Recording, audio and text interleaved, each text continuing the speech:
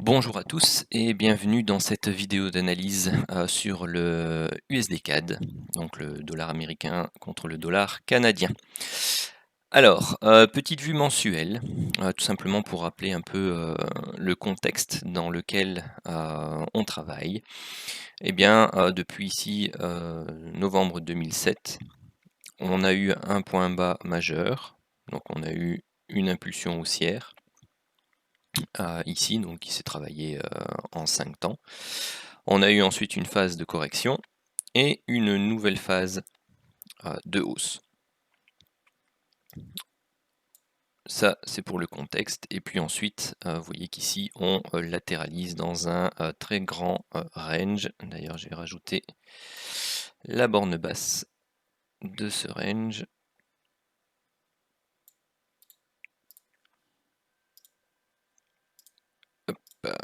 Voilà, donc entre les 1,20 et les 1,46,50, voire même presque 1,47. Donc 1,20, 1,47.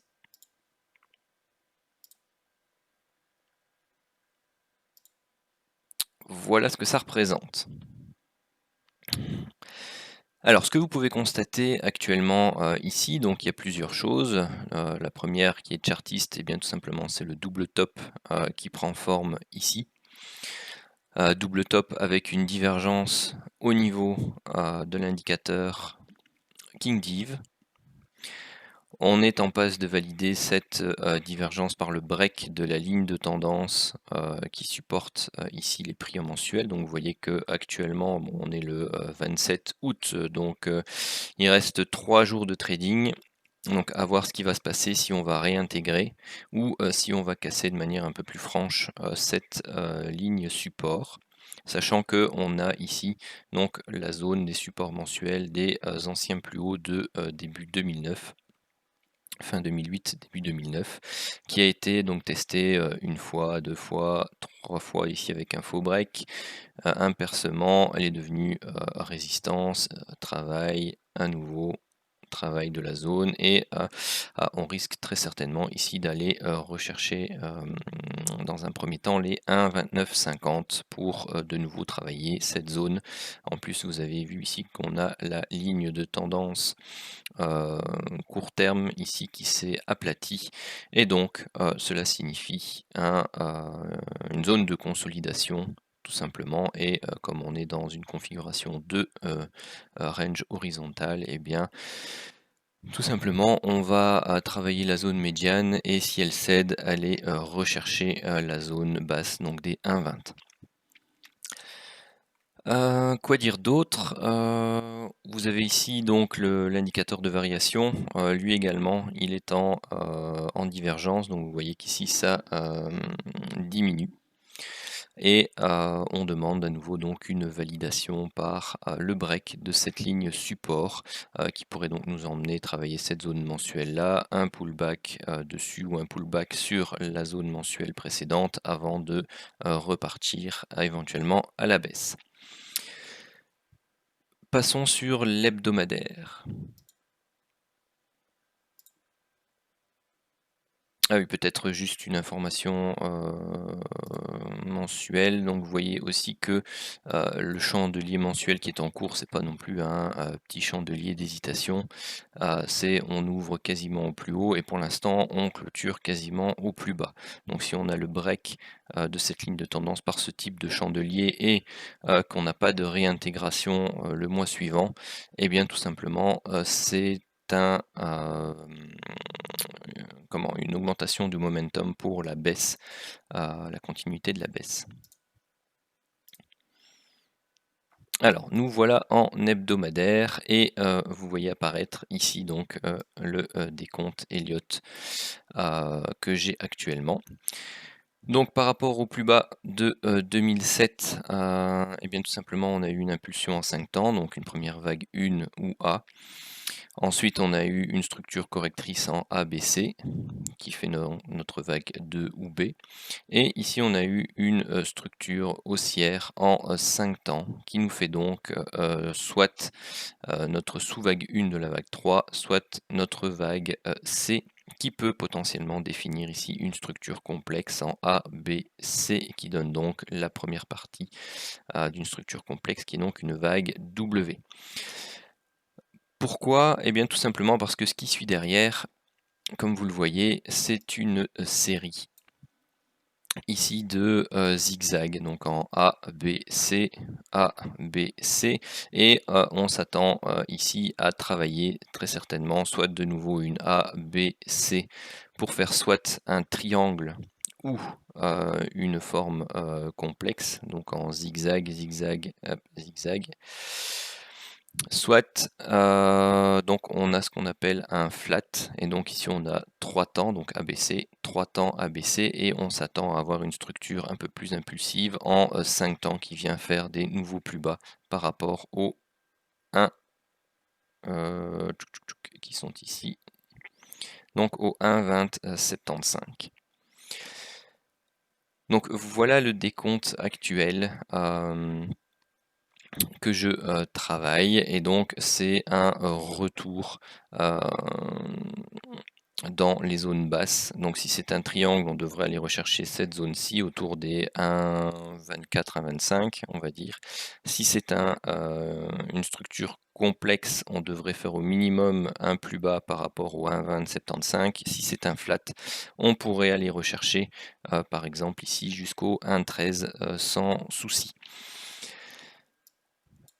Des scénarios alternatifs haussiers sur le long terme, pour le moment, j'en ai pas. Pourquoi? Parce que ici vous êtes en plein milieu d'une structure de latéralisation long terme. Donc pour avoir des scénarios haussiers, tout simplement il faut descendre sur les unités de temps supérieures et sur les décomptes de degrés inférieurs pour travailler une hausse au niveau de l'USD CAD. Donc ici, on s'attend quand même à arriver potentiellement tout doucement à la fin d'une première structure impulsive, donc soit une sous-vague 1, soit une sous-vague A. Donc d'ailleurs, je vais marquer hop, ou une pour que ce soit complet. Et bien entendu, la zone de résistance mensuelle qui est ici et la zone de prix des, on va dire 1,29, 1,30 est une zone très intéressante pour rechercher des signaux d'achat.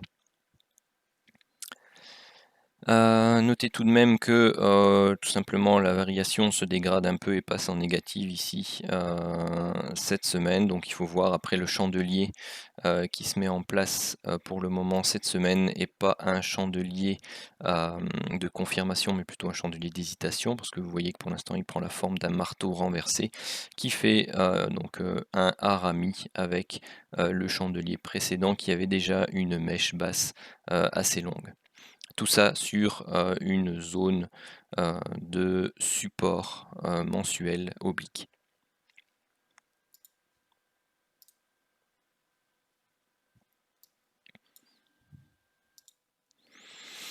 Alors, au niveau journalier, voici un peu la situation dans laquelle on se situe. Et vous voyez ici qu'on a eu donc une baisse, une première zone de consolidation, une baisse, une seconde zone de consolidation, et maintenant ici on est pris dans un canal baissier. Alors, ce qui, au niveau interprétation, au niveau Elliott, cette baisse-ci, tout simplement peut être interprétée comme une diagonale d'initialisation en expansion. Vous avez ici 1, 2, 3, 4 et 5.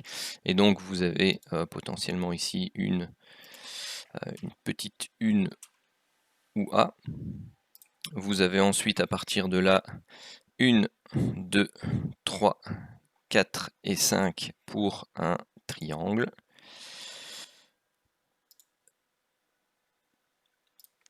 Hop.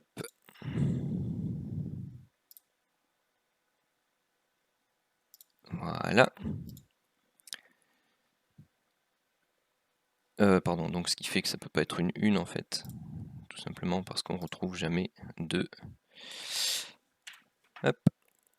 triangle en vague 2. Donc ici on a la petite vague B ici. Hop. Vous avez une baisse, vous avez une petite C pour une première structure complexe en W, une A, B, C pour votre X, et là, bien tout simplement, on travaille pour l'instant une structure. Pardon, oh là là, c'est l'inverse. Hop, une structure complexe ici pour le W.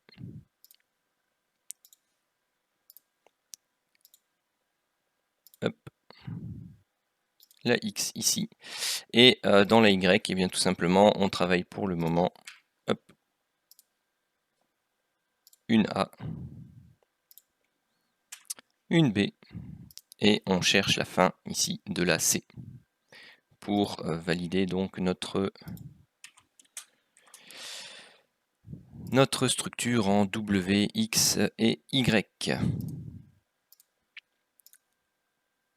Donc c'est ça le scénario principal. Toutes mes excuses. Ah, oui. Bon, hop, on va le mettre un peu plus bas. Donc on était en journalier. Et donc là, on cherche notre fin de vague Y.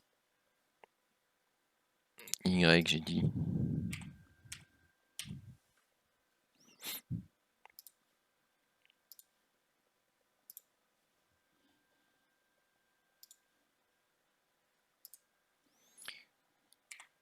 Hop.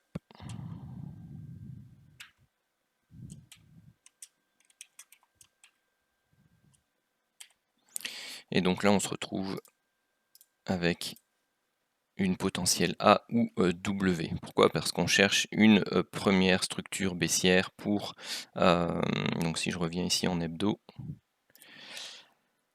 hop, voilà, travailler ici donc une première A, sa correction en B et une C. Donc vous voyez par rapport à la physionomie que prend la structure de prix principale ici déjà en journalier, le flat qui est ici n'a pas une structure de prix, du moins ça n'a pas une structure de prix qui valide le scénario en flat, et donc on devrait plutôt travailler un triangle ou une structure complexe. Et donc plutôt aller rechercher donc cette fameuse zone des 1,24 à 25 et la zone des 1,20, plutôt que d'aller rechercher tout simplement la zone des 1,13, 1,12 pour le flat.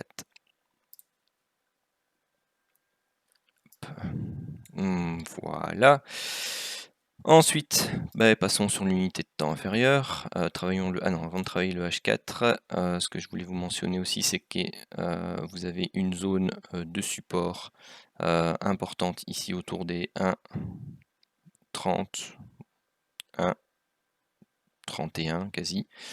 Donc elle a servi de support une fois, deux fois, trois fois, 4 fois. Ici elle a eu un moment de faiblesse, donc elle a été percée et réintégrée, et donc on attend tout simplement que cette zone soit de nouveau travaillée pour rechercher donc un point d'entrée optimal sur les unités de temps inférieures. Alors hop, voilà, enfin je l'avais mis en vert ici sur le graphique H4. Que ce soit une ABC ou une WXY, la structure reste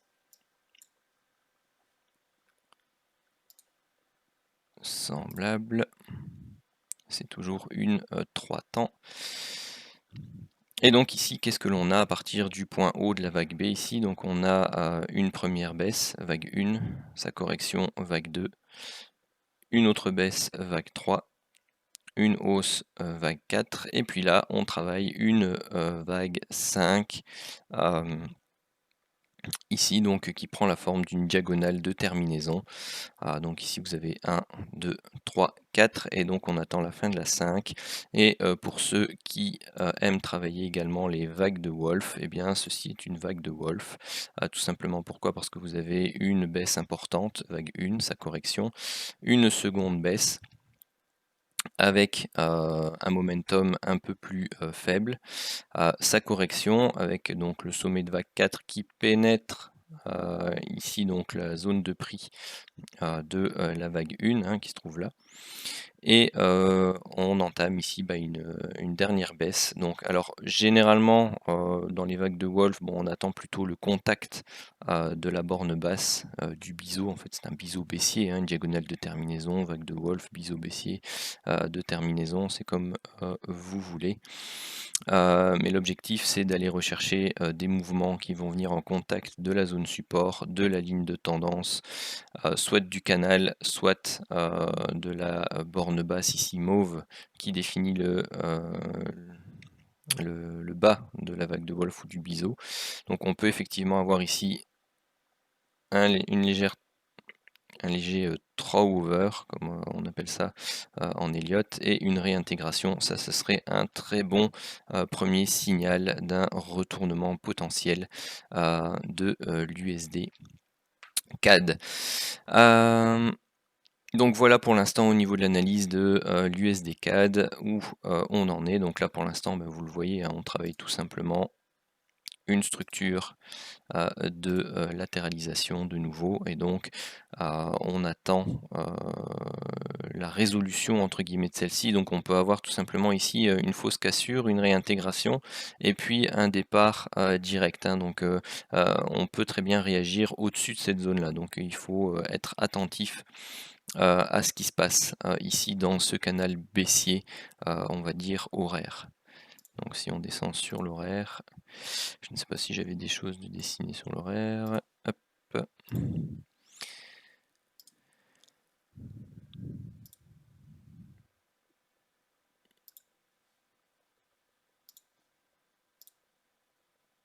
Donc voilà, on est pour l'instant ici dans ce canal baissier-ci. Donc si on vient à le breaker par le haut et à casser tout simplement les derniers plus hauts, ce sera eux qui vont valider, donc les 1,32, 45, 50. Eh bien, il y a déjà des signes pour un potentiel retournement haussier. Alors peut-être donner au niveau hebdo, journalier, les objectifs potentiels. Tout simplement, regardez ici, vous prenez les retracements Fibo. Ici, on est allé retravailler les 61,8%. Ici, on est allé retravailler les 38,2, pratiquement les 50. Et ici, tout simplement, ça dépend où on va arriver. Mais vous avez ici donc les 38,2 et les 50 qui constituent une très belle zone. Donc ici, vous voyez avec les mèches ici, donc ça c'est une zone chartiste très belle. Et vous avez ici la zone qui a été retravaillée, donc c'est les anciens plus hauts là. Et ici, donc voilà, une très belle zone pour les objectifs serait d'aller rechercher entre les 1,3680 et les 1,3880. Donc en partant des 1,3150 ou 1,3250, ça fait un très beau potentiel de hausse déjà pour un petit swing. Et rien ne dit qu'il ne peut pas aller rechercher les 61,8. Donc l'objectif c'est celui-là, c'est d'essayer d'aller travailler un achat aller dans les jours, voire donc cette semaine, la semaine prochaine, et éventuellement la semaine suivante, tout dépend de la structure de prix, et ensuite d'aller rechercher cette zone-là et de nouveau analyser la structure de prix pour cette fois-ci reprendre une vente swing et donc pour aller rechercher les niveaux de prix plus bas. Alors, tout simplement, vous imaginez bien, je crois que j'ai dû vous saouler avec mes alors, même moi en le disant à chaque fois, je me saoule, désolé.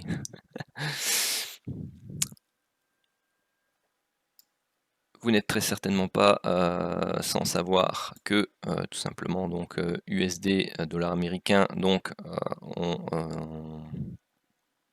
on doit regarder l'indice du dollar et le CAD, dollar canadien, très sensible à l'évolution du pétrole.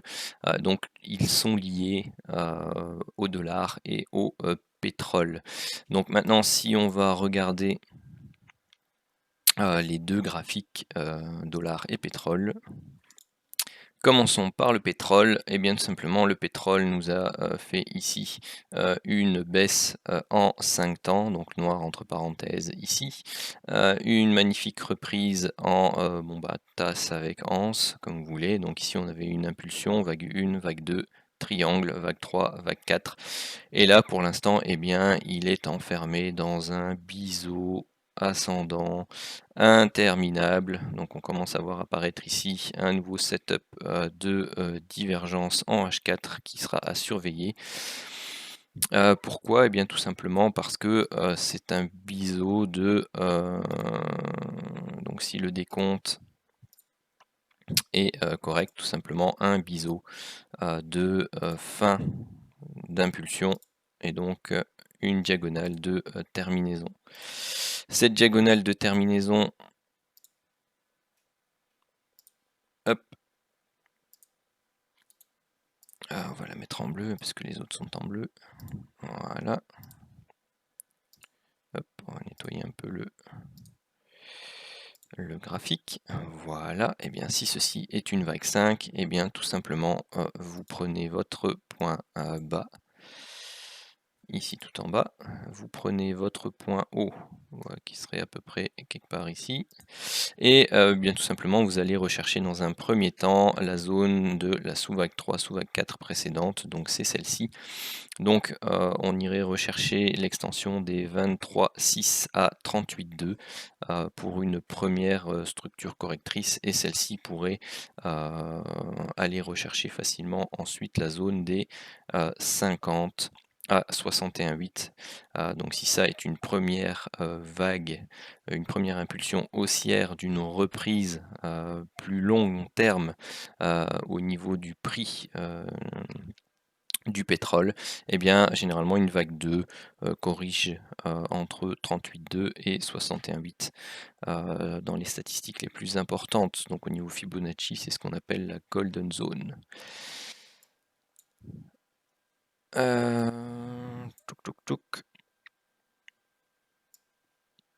Donc ici la validation de la divergence en H4 qui est en train de prendre forme. Eh bien elle serait potentiellement en train d'être validée, mais si c'est un chandelier avec une forte mèche, c'est pas bon signe. Donc il faudrait plutôt attendre le chandelier suivant, ou alors tout simplement ici la cassure de la ligne médiane du King Div. Donc c'est en tout cas c'est à surveiller. Donc ici on a eu structure haussière, latéralisation, structure haussière, correction haussière. Donc il y a potentiellement ici 5 temps. Donc il faut voir un peu la structure ici qui pour l'instant fait une baisse, latéralisation, une baisse. Il faut voir comment ça se confirme. Donc ici on pourrait très bien aussi avoir une structure horaire, donc sur cette zone support-ci des 43 on va dire, une épaule, une tête et une épaule qui serait une figure chartiste horaire de retournement sous une zone on va dire de résistance ici pour au moins aller rechercher des niveaux inférieurs dans un premier temps, cela puis cela. Alors ici on a le graphique du dollar américain en mensuel. Donc vous voyez ici qu'il y a eu une structure impulsive baissière en 5 temps, et pour l'instant eh bien tout simplement on est dans un canal haussier qui travaille la correction de cette grande baisse. Donc qu'est-ce qu'on a eu? On a eu une forte impulsion, une correction à baisser, et ensuite ici on a eu un mouvement en 5 temps qui s'est fait. Donc là, on a 2 ou 3 possibilités au niveau des décomptes. Soit on repart dans un scénario haussier, et donc là, on a fait une vague 1, une vague 2, une vague 3, et dans ce cas-là, on doit travailler ici un triangle. Pourquoi? Parce qu'on ne peut pas pénétrer les prix ici de la vague 1. Donc dans un triangle, la vague A peut le faire, mais la vague E ne peut pas clôturer dans cette zone de prix. Donc c'est-à-dire qu'on doit ici osciller dans, dans cette zone de prix-ci, terminer une vague 4 et ensuite repartir à la hausse pour une vague 5. Donc ça, c'est le scénario haussier pour une reprise haussière plus long terme du dollar. Soit, et bien tout simplement, on est dans un schéma de structure correctrice, donc en A, B et C. Et donc ici, qu'est-ce qui se passe après? Eh bien, pour l'instant, on a une structure impulsive en 5 temps, une correction. Donc soit c'est une 1, 2 et on repart de plus belle pour une baisse sur le long terme. Soit ici c'est une première vague A, une vague B et on travaille une vague C, et donc pour faire ici donc une grande W, une grande X et ensuite repartir à la hausse.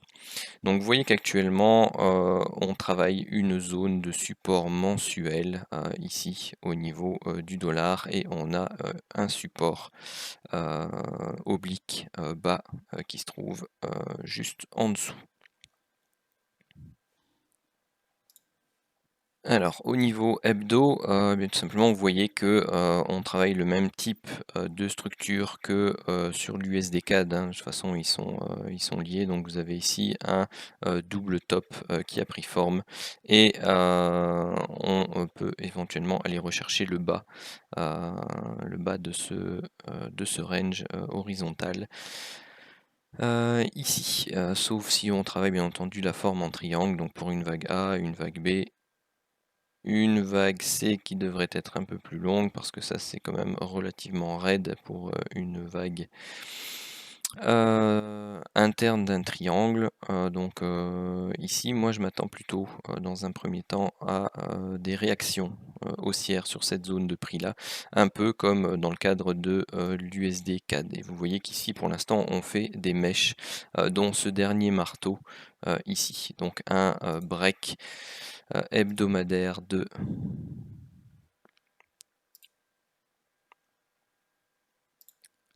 cette magnifique oblique baissière qui chapeaute les prix pour le moment, serait un signe relativement intéressant. Hop, pardon, voilà, pour un break tout simplement de ce canal, hein, de ce canal baissier, serait un signe relativement intéressant. Et donc la réintégration aussi de cette zone de prix là, donc les 9460, un signe relativement intéressant pour une reprise haussière. Et donc ça collerait avec le scénario de reprise haussière aussi de l'USD CAD, et en même temps, et bien tout simplement d'un début de baisse sur le dollar, pardon, sur le pétrole, puisque le pétrole est libellé en dollars. Donc forcément, quand le dollar monte, vous avez le pétrole qui est plutôt tendance à baisser. Donc voilà pour les analyses combinées USD CAD, dollar et pétrole. Sur ce, je vous souhaite à tous une très bonne journée, et surtout n'hésitez pas à partager cette vidéo d'analyse, et tout simplement à partager aussi vos analyses sur les 3 actifs, que ce soit sur YouTube, sur les différents canaux Telegram ou Discord. Et bien ce sera avec plaisir que on pourra en débattre, et tout simplement confronter nos différents plans d'action et mettre en commun nos connaissances. Sur ce, une très bonne journée.